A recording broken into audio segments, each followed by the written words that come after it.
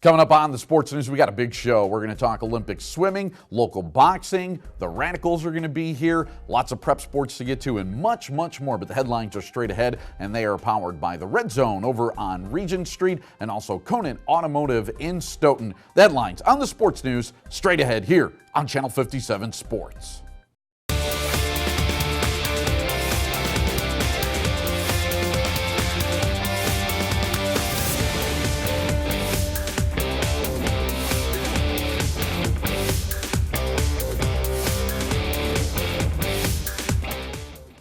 Welcome on into the sports news, your 30-minute look into the tackles, hits, checks, and dunks that make up the local sports scene. I'm your host, Rich Reynolds, and let's hit the ground running. You know, there weren't too many questions to answer about the Wisconsin Badger football team going into the 2016 season. Most things you could check off like a grocery list. Star tailback? Check. Stud offensive line? Check. Tenacious D? Check again. Only who is the quarterback? Well, Paul Chryst finally unveiled five-star recruit Bart Houston. Houston is now a fifth-year senior, but he will finally grab the reins of the offense as he edged out redshirt freshman Alex Hornibrook. The Badgers open up the season Saturday against number 6 LSU. That game, of course, at Lambeau Field. Now, speaking of the Badgers, perhaps their greatest player of all time, Heisman winner Ron Dayne and I got to spend some time chatting on Friday in Waunakee, and we both got a chance to check out his son, Javian Dayne, a junior tailback for the Warriors who went off. The younger Dayne rushed for 226 yards and 5 touchdowns in a 45-14 win over Monona Grove. The win pushed the top-ranked Warriors to 2-0 on the young season. And in case you missed the game, well, you could check it out on our YouTube channel. Now ahead this week, the A1 Furniture and Mattress High School Bowl Series will bring us to Verona as it will be Madison Memorial battling the Wildcats. Another prep action last week, a wild one in the Big 8, saw Middleton edge Sun Prairie 37-31 in 4 overtimes. Middleton sits atop the polls in the large school division, that in the state of Wisconsin. Madison Memorial was without Jake Ferguson and fell to Madison West 24-14. Meanwhile, a big win for the Norskis as they blanked Milton 24-0 in a Badger crossover game. Monroe pitched a shutout 38-0 over Sauk Prairie. Portage snuck by Madison Edgewood 27-24, while back in the Big 8, Verona improved to 2-0 as they cruised to a 42-3 win over Beloit Memorial. And a programming note, you can catch the NFL right here on Channel 57 Sports this Thursday night. That's going to be at 7 o'clock as the Chicago Bears travel to the Dog Pound. They'll take on the Cleveland Browns in the final tune-up before the regular season. Plus, college football returns to 57 Sports this Saturday as Liberty takes on Virginia Tech, followed by our coverage of the Big 8 Bowl between Madison Memorial and Verona. Lots of football action, and as you could probably tell by now, we're kind of proud of that. Well, for more information and all the 411 on our headlines, check out these fine websites. Stick around, lots of local boxing talk to get to. Ellen Barrett catches up with our Olympic swim team. We will talk Blue Devils sports, and Tim with the Radicals is next on the sports news here on Channel 57 Sports. Well, pretty amazing weekend that you got to see here on Channel 57 Sports. I'm talking about the AUDL's championship weekend that was over at Bree Stevens Field with the Madison Radicals hosting it. And wow, I mean, absolutely amazing. And let's talk about it as we bring in Tim DeBile from the Madison Radicals. And Tim, I mean, what an absolutely amazing weekend. We'll get to all of that, but let's talk about the game first. You guys run through the regular season undefeated, and we're so close to moving on to the championship game. Talk about that last game if you could. Yeah, I mean, it was difficult. We led wire to wire just about. We went up early, late in the third quarter. We were up 20-13, I remember, and I was thinking that we were in really good shape, and you know, everything just seemed to go wrong. There was a guy on their team who threw a 90-yard goal with no time remaining in the third that really kind of kicked it off for them, and you know, they never got the lead until I believe 30 seconds left. They went up 1 for the first time all game, and we had two chances really to tie it, and both both the opportunities looked really good, and we just couldn't convert on either. And it was a really heartbreaking loss for us. I've not been a part of a loss quite like that before. Heartbreaking, probably the best way to describe it, especially in front of such a packed house out at Bree Stevens Field. It seemed like the atmosphere was absolutely electric, and that came through on television as well. So talk about the season then and kind of reviewing it. And what do you take away from the season? Because you guys still had a great year. Yeah, I mean, we went 15-0 in regular season and playoffs, and led through most of that semifinal game. And I think it just showed that we're right where we want to be. And like all sports, sometimes you just can't get that win. And I think every year we're really close. And we've lost all 4 times in the Final Four by I think a combined 6 goals now total. Wow. So every game has been really close, and we just keep coming up on the wrong side of it. And I mean, obviously that's partially our fault, but I mean, a lot of it, there's a little bit of luck involved in some of the ends of those games. And literally the last goal that we tried to get, it was a millimeter. This guy managed to just get the defense by, just almost immeasurable. So, it came down to that. And so it was a great season, and we're really happy with how it went. And, it was an amazing championship weekend here, and the fans were just incredible. Yeah, the league definitely seemed impressed by it too. Talking about like the announcers, what they were talking about, seemed like an incredible weekend. How about next season? What can we look forward to next season? When do you guys start? What's going to be happening next year? Yeah, our combine will be in January, and we'll get the top 100 guys kind of in the Midwest out, and we'll pick a new team. And I think a lot of the guys are coming back, but we're always looking for new talent, and we'll start all over. And opening day will be in April, and it'll go through till August again. And I'm already excited to start over. The first week after that loss was a little difficult, but we kind of had a get together after that, and we all got over it, and we're all ready to get started again. Yeah, absolutely great. It looked great on TV, and I'm sure next season we'll go out and get them then and finish off what you guys have started, been so close to so many years in a row. Tim DeBile, our guest here on the program. Tim, thanks for coming in. Thanks for having me. Brought to you by Conan Automotive, taking care of you by taking care of your family's car. All right, let's talk some pigskin right now as we bring in the offensive coordinator of the Evansville Blue Devils, and that, of course, is Mike Maves. And Coach, thank you for joining us, and let's talk a little bit about how the season started and a little bit about that new revamped Rock Valley Conference. What does that conference look like now? Well, Rich, we had 2 conferences last year, the Rock Valley North and the Rock Valley South. And this year we combined, actually 2 teams left the conference, Palmyra Eagle and Orfordville. They're a little smaller in enrollment. So we have a 10-team conference, no non-conference games, so every game counts this year, and it's going to be competitive. Yeah, boy, when you got to play every week as a conference game, that is always tough, and you got to be sharp every week. And speaking of being sharp, some tough teams to beat in there. Who are the teams to beat, you think? Well, actually last night, or Friday night, we just lost to Jefferson, a close game, and I think we were the early preseason favorites to win the conference, so that was disappointing. So Jefferson they got a heck of a team. East Troy's really good. Jeff Crandall, he throws the ball around, they score a lot of points. And the other one I think that's undefeated right now at 2-0 is, I can't think of it right now. All right, but there's 3 of them. I know that. Yeah, and always tough. And so, coming off of a loss like that, sometimes, that can propel you to a big season. Everything's still in front of you guys right there. How did the team handle that loss against Jefferson on Friday?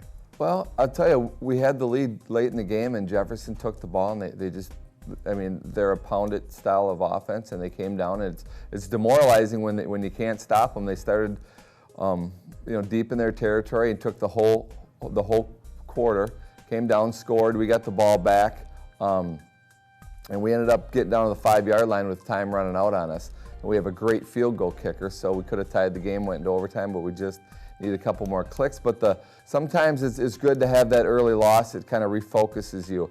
It's tough in this conference because there's no preseason games. We lost a lot of offensive linemen, a lot of good players, and I think we're going to peak later in the season than early. We're still trying to figure things out. But we need a little help from the other teams to knock off Jefferson. I think we will be all right. Yeah, I think you guys will be all right, too. Talk about that remaining schedule. What does that look like? We have, actually, the other undefeated team is Beloit Turner, who we play this Friday. So that's going to be a make-or-break game for our season. That's a must-win if we want to compete for the Rock Valley title still. They're a very good team. They got a new coach in there. I think it's his second year. He's got kids invested in football, and traditionally they haven't been real strong, but they are one good football team this year, and it's going to be exciting. We will look forward to that. Look forward to seeing you guys on Channel 57 a little bit later on in the season as well. Coach Maves, thanks for coming on in and joining us this week. Thanks for having me. A special thank you to Conan Automotive in Stoughton for supporting local athletics. Back on the sports news now, we bring in a familiar face in Gemini James McIntyre. He's a promoter, he's a coach, he's a fighter, does it all. And James, welcome back to the program. Let's talk a little bit about Ford's Gym. What's been going on at the gym now? Anything new changing over there? Yeah, actually, we've been having a huge influx of women lately. I don't know what's going on, but it usually used to be just like one girl in the gym, couple girls in the gym, but now I couldn't even tell you how many women, especially on the boxing side. We probably got about 10 women in there, so it's a different type of change, but it's fun, it's beautiful. Wow, interesting. So where do you think this surge in female interest is coming from?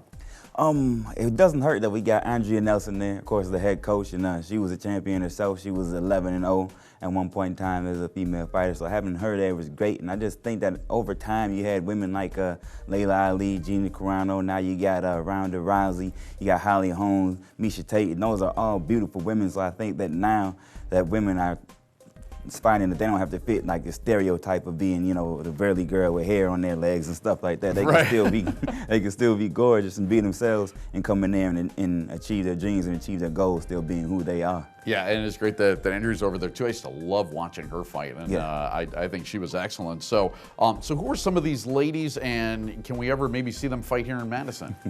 Oh yeah, of course. First and foremost, we got my sister still there, Terry Chuddy-Sokin, and I really think she has the ability to probably be the best fighter in her weight class if she can get fully dedicated. And I think the lady who's working the hardest and probably the most influential right now is Courtney Miller. She's actually was the president at the UW Boxing Club. She won Female Student Athlete of the Year over there, and she texts me every morning to let me know she's running, so she's working really hard. We got her friend Hannah Lee, and she probably has the best head movement so far in the gym. Really nice, she's real stable, and we have Katie Pickup. This is one of my favorite girls in the gym. She's just an absolute workhorse. She's I couldn't even just explain her. She probably throws a more volume of punches than most men in the gym, so she's an all-around athlete. And we're working with the UW right now, trying to see if we can get a show there. So hopefully we will get a chance to see these girls fight real soon. Oh, that'd be excellent. Yeah, is it any different though? I mean, like training women versus training men, differences in the training, is it uncomfortable at all? Talk a little bit about that if you could. Yeah, sometimes, with the guys, if they're making a mistake, I can kind of just grab them, move them. With women, I can't really do that, and that's Watch where you grab. Yeah, and most of the mistakes that happen from usually from a waist area on a boxer or fighter. So especially for a girl, I can't just put my hands right there. So I gotta watch myself in there. But it's it's all the same when it's all said and done. Well, hopefully we get to see a lot of them and see the women fight and stuff like that. Love to hear about the training aspect of it as well. James, thanks for joining us on the program. That's great stuff. We'll see you again real soon. Thank you. See you guys soon.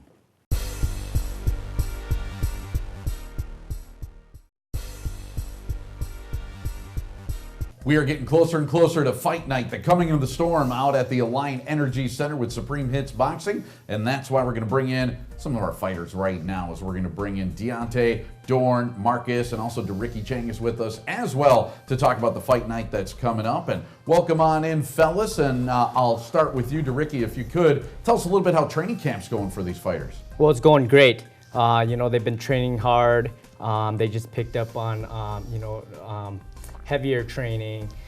So it's going great. They're doing a good job, and we're hoping to deliver a good fight. Yeah, I actually saw, some of the most amazing athletes the last time that I saw that you guys in action. And one, of course, was you, champ, Dorn. You threw so many punches, couldn't believe it at all. You were in great shape, obviously. What are you doing this time around, though, to get in even better shape? This time we just doing a lot more running, working on my defense and footwork for this next fight, so. Yeah, and I tell you what, I thought your defense looked pretty good, but why not improve? It always helps. And so now that you are the champion of the world, tell me, what are you hoping to accomplish next? Well, right now, the next thing we're hoping to accomplish is fight more like the toughest opponent in my weight class and win more world titles. Yeah, absolutely. That'd be great. And Deonte, you know, your nickname is Boomaye. So where did you get that nickname? How did that, you know, come about, and what does it mean? Well, of course, I got the name from one of the greatest fighters of all time, or the greatest fighter of all time, Muhammad Ali, when he was training for his fight over in Africa against George Foreman. And the power that he had as far as the people of Zaire training with him or running with him and chanting Ali Boomaye, which basically means Ali killed him. So I love the fire that connotation comes with fighting. Absolutely, and it gets you pumped up, you know, and it's kind of funny. I actually watched that fight with a friend of mine 1 week before Muhammad Ali died, and so great fight, a lot of energy off of that. So, Ricky, we're coming up. Fight night is less than a month away. Tickets are going fast. How pumped are you guys for this show? We're pumped. You know, the fighters been training hard. They're ready. Me and President Maurice Muhammad been working real hard to bring you guys a good show. So we're pumped. We're ready to bring the show. And Marcus, we're going to be excited to watch you fight as well in the heavyweight division. Tell us what you're going to bring to this card. Style, jabs, offense, and defense. Love it. And we'll be looking for a knockout from you as well, hopefully. So, big fight night coming up. And again, it is the 24th of September, Saturday night, out at the Align Energy Center with Supreme Hits Boxing, the coming of the Storm. We hope to see you there. I'll be there, so hopefully you will too. Gentlemen, we'll see you then on Fight Night. Thanks for being here. Sounds good. Thank you. Thank you. Brought to you by Conan Automotive, taking care of you by taking care of your family's car. Welcome back to the Sports News. I'm Ellen Barrett, and we're continuing with the Olympics today with Nathan Adrian, who started swimming at the age of 5, influenced by his siblings. Now the 5-time gold medalist is in Rio, working on writing another chapter in his Olympic story. He joins us this morning live from Rio to talk about setting goals and making those goals a reality. Thank you so much for being with us here today, Nathan. Nathan, how are the Olympic Games going so far for you and Team USA? The Olympics was amazing. I mean, we started off great in the pool. I think we actually ended off great in the pool too, and then kind of handed it off to you know, the other sports that end up bringing home the medal count for Team USA. Now you're part of a great program that allows you to mentor and inspire other people to set goals. Could you tell us a little bit more about that?